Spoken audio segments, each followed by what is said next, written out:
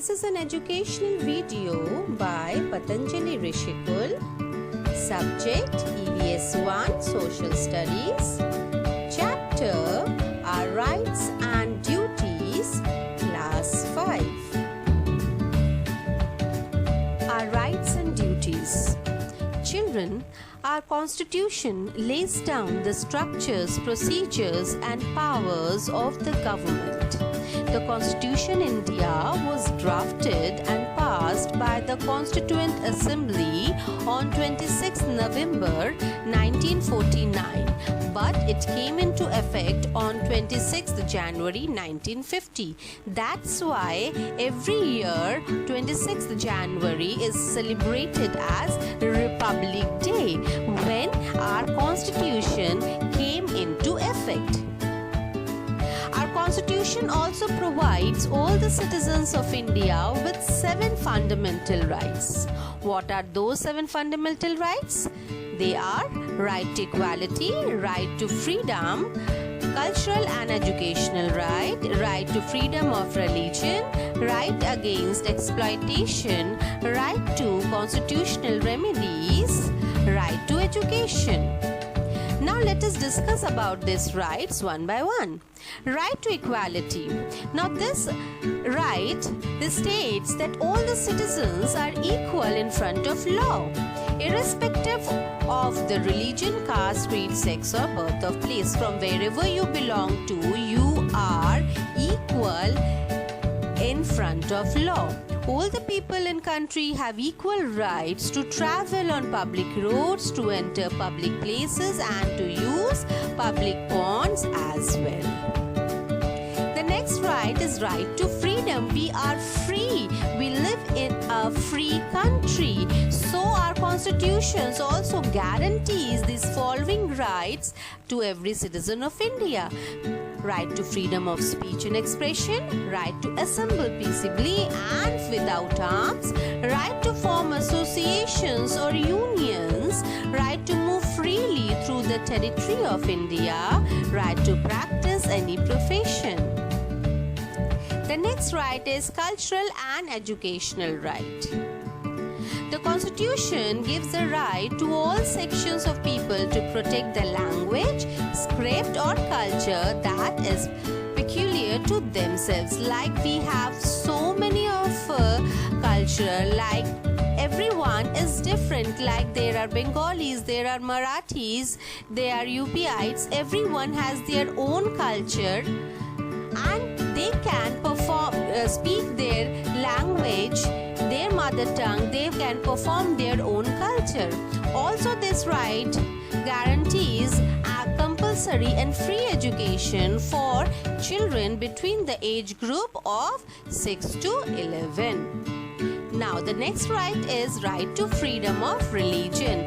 Now this right states that all the citizens has the right to choose and participate the religion of his or her choice. Next right is right against exploitation. This right protects the weaker section of the society from the threats of rich and powerful individuals. For example, to compel someone to work, to employ children below the age group of 14 in mines and industries, to engage in other dangerous workplace and for labors in hotels are forbidden. You cannot forcibly compel anybody to work for you. The next right is right to constitutional remedies. This is the right that ensures the citizen a fundamental right when he is denied the same. He or she can seek the help of courts in ensuring these rights.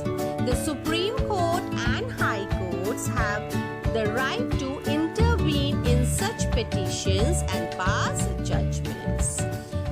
The last right is the right to education. Now this Right to Education Act is an act of the Parliament of India which describes the modalities of the importance of free and compulsory education for children between 6 and 14. That means the children, those who are small, 6 to 14 years, they are entitled for free education in our country. Learning about the fundamental duties. The fundamental duties are defined as the moral obligations of all citizens to help promote a spirit of patriotism and to uphold the unity of India. India is a multi-racial and multi-religion country. Such a vast democratic country like India can prosper only when the citizens of this country respect its integrity and promotes cultural harmony. Here are the fundamental duties that a citizen should follow: to abide by the Constitution and respect the ideals and institutions, to respect the national flag and the national anthem, to realize and follow the essential ideas of secularism, democracy and non-violence, to preserve the culture and heritage, to protect the sovereignty, unity and integrity of the nation, to safeguard the public property, to defend the country even at the cost of our life, to protect natural resources, to avoid dowry, gambling and other social evils, to strive towards excellence in the respective spheres of activities of the individual. Now let's come and study about the directive principles of state policy in the Constitution of India. Definition is: the directive principles of state policy are guidelines to the central and state governments of India to be kept in mind while framing laws and policies. These are the principles laid down therein are considered fundamental in the governance of country, making it the duty of the state to apply these principles in making laws to establish a just society in the country. The directive principles of state policies are ideals which are meant to be kept in mind by the state when it formulates policies and enact laws. There are various definitions to directive principles of state which are given below. They are an instrument of instructions which are enumerated in the Government of India Act 1935. They seek to establish economic and social democracy in the country.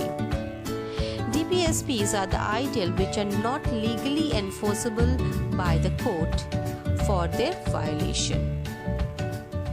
The directive principles constitute a very comprehensive social, economic and political program for a modern and welfare state.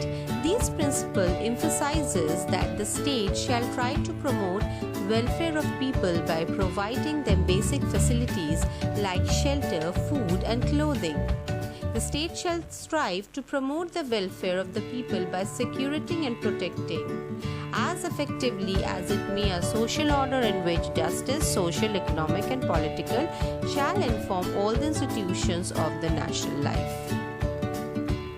The state shall in particular strive to minimize the inequalities in income and endeavor to eliminate inequalities in status, facilities and opportunities not only amongst individuals but also amongst group of peoples residing in different areas or engaged in different vocations.